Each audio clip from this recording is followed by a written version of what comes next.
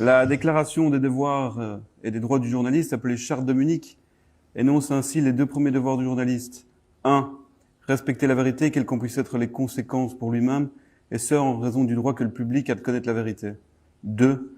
Défendre la liberté de l'information, du commentaire et de la critique. La souffrance de ne pas pouvoir penser, parler, d'être muselé depuis 15 mois, et avant pour nous aussi, est plus importante que ce que certains croient. Alors j'invite tous ceux qui ne sont pas d'accord avec ce qui s'est dit ce soir à décrypter les propos de nos intervenants et à leur opposer des arguments. La chaîne nationale francophone belge, la RTBF, friande de fact-checking, pourra fact-checker. Nous attendons.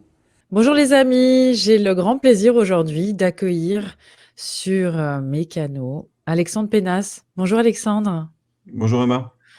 Tu représentes Kairos, tu es cofondateur et rédacteur en chef de ce magazine. Moi, je vous ai découvert il n'y a pas très longtemps et pourtant, Dieu sait si le travail a été long. En tout cas, on a beaucoup discuté avant d'enregistrer cette émission. Les amis belges, je sais que vous êtes nombreux à regarder mes vidéos.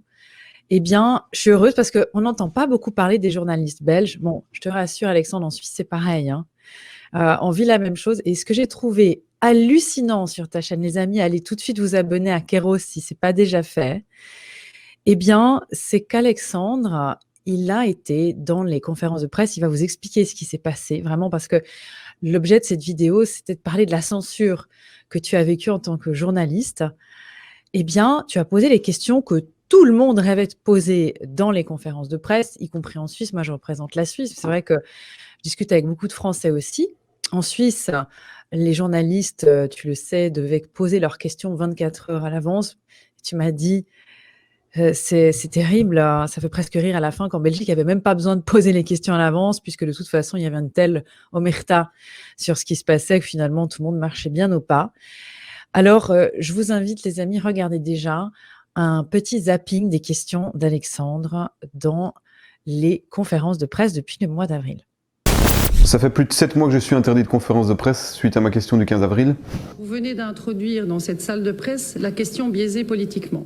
Alors depuis la mise en place du gouvernement De Croo, j'essaye en vain d'être invité. Ils ne répondent que quand mon avocate envoie des mails. Ce qu'elle a fait le 24 novembre, en envoyant un listing de tous mes mails et en demandant pourquoi j'avais aucune réponse et pourquoi je n'étais pas invité. Alors ils ont directement répondu, ils ont dit la prochaine conférence de presse se tiendra selon toute vraisemblance ce vendredi 27 novembre. Comme pour les précédentes conférences de presse, vous seriez conviés et les modalités précises seront adressées à tous les journalistes intéressés. 14h30, je me rends devant la rue du Cal, beaucoup plus tôt. Vu les antécédents, j'y crois pas trop. Je crains de ne pas avoir de place. À 16h, je me rends à l'accueil. Ils me disent qu'ils n'ont pas encore de liste avec les journalistes invités. Il faut revenir vers 17h. La liste des inscrits? Non, pas encore reçu. Normalement, à 17h, on a reçu la liste. 17h30, je leur redemande et à mon grand étonnement, je ne suis pas sur la liste des journalistes invités. Vous voulez ma carte de Penas. Je ne vois pas sur la liste.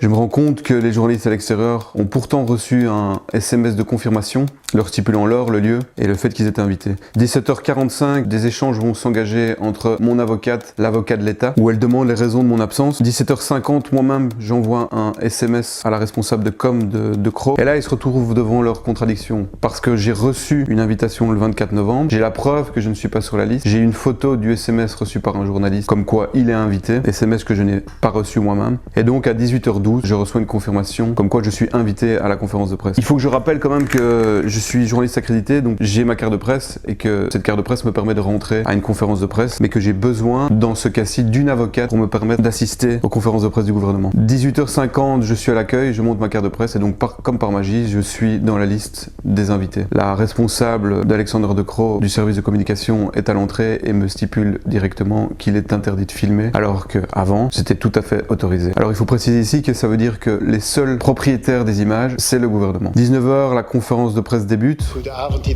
Tout le monde parle et puis les questions arrivent. Je lève directement mon doigt. Eva?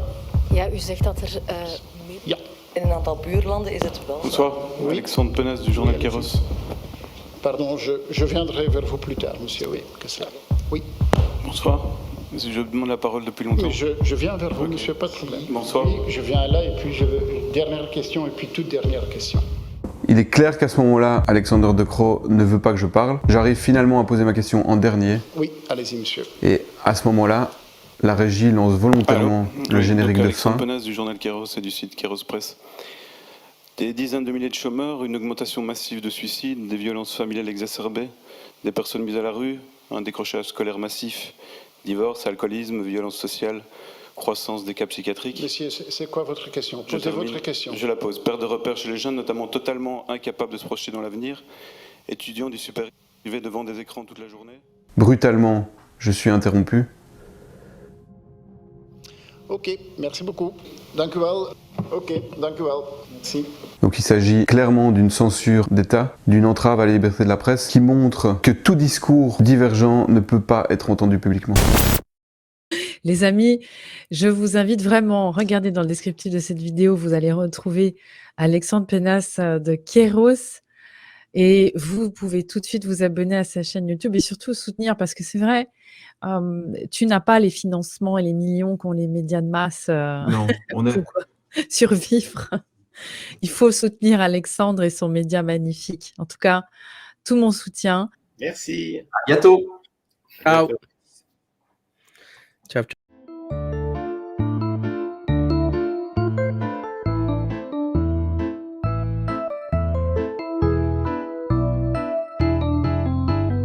Nous, on veut continuer à danser encore, voir nos pensées enlacer nos corps, passer nos vies sur une grille d'accords